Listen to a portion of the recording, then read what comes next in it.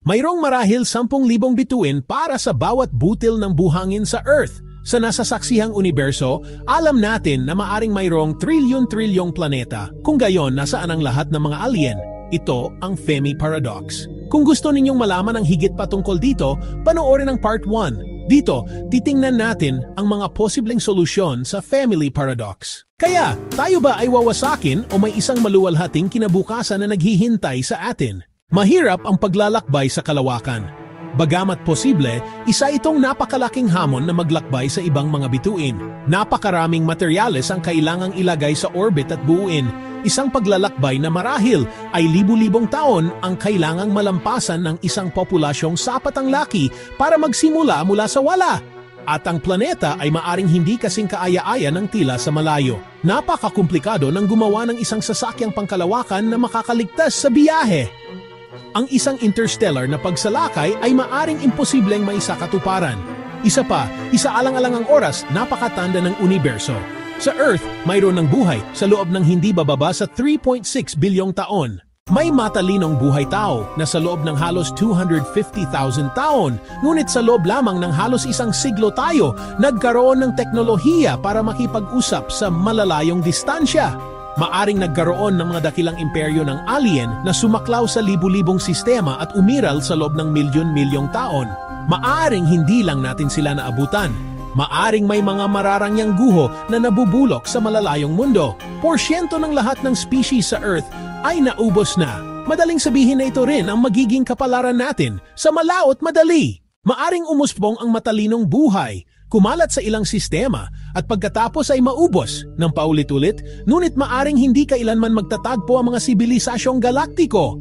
Kaya, marahil isa itong karanasang nagbubuklod sa lahat na may buhay sa universo, ang tumingin sa mga bituin at magtaka, nasaan ang lahat?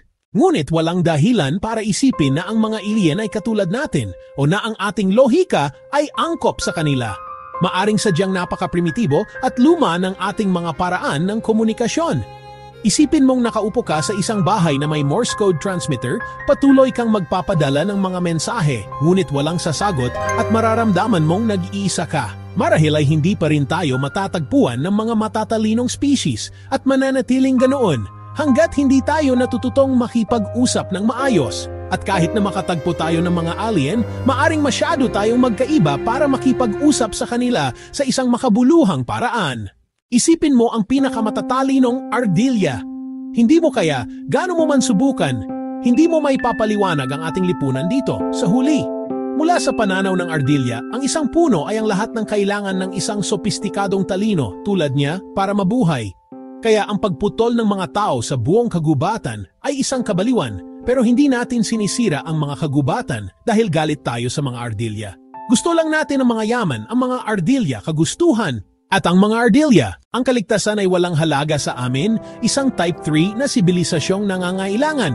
Ang isang Type 3 na sibilisasyong nangangailangan ng yaman ay maaring tratuhin tayo sa parehong paraan. Maari nilang pasingawin ang ating mga karagatan para mas mapadali ang pagkolekta ng anumang kailangan nila. Maaring mag-isip ang isa sa mga alien sa isang segundo o maliliit na bakulaw. Gumagawa sila ng mga cute na konkretong istruktura. Hay nako, patay na sila ngayon bago i-activate ang warp speed. Ngunit kung mayroong isang sibilisasyon diyan na gustong lipulin ang ibang mga species, mas malamang na ito ay udyok ng kultura kaysa sa ekonomiya. At isa pa, mas magiging epektibo na i-automate ang proseso sa pamamagitan ng pagbuo ng perpektong sandata. Isang self-replicating na gawa sa mga nanomachine. Gumagana sila sa antas ng molekula, napakabilis at nakamamatay, na may kapangyarihang umatake at lansagin ang anuman sa isang iglap. Kailangan mo lang silang bigyan ng 4 na utos. Una, maghanap ng planetang may buhay. Ikalawa, kalasin ang lahat sa planetang ito sa mga sangkap nito. Ikatlo, gamitin ang mga yaman para gumawa ng mga bagong space probe.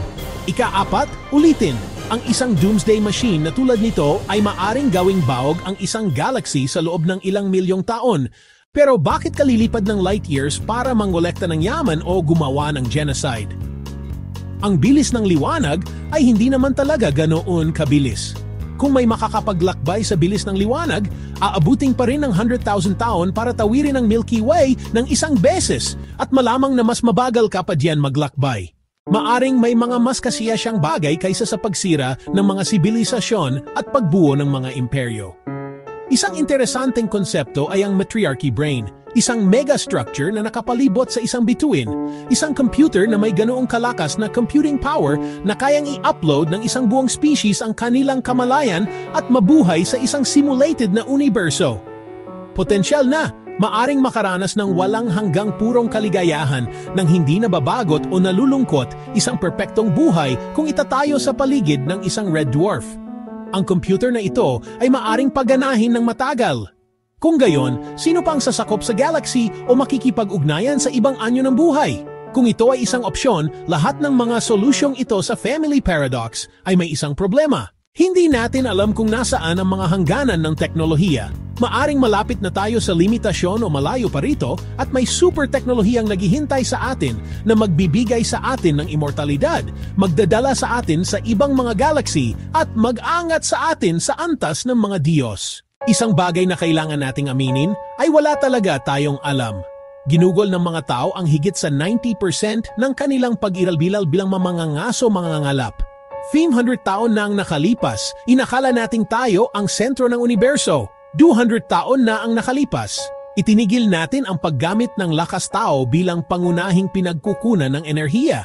30 taon na ang nakalipas, mayroon tayong mga apokaliptikong sandata na nakatutok sa isa't isa dahil sa mga hindi pagkakasundo sa politika sa panukat ng oras ng kalawakan. Tayo ay mga embryo. Malayo na ang ating narating, ngunit malayo pa ang ating lalakbayin. Ang kaisipan na tayo talaga.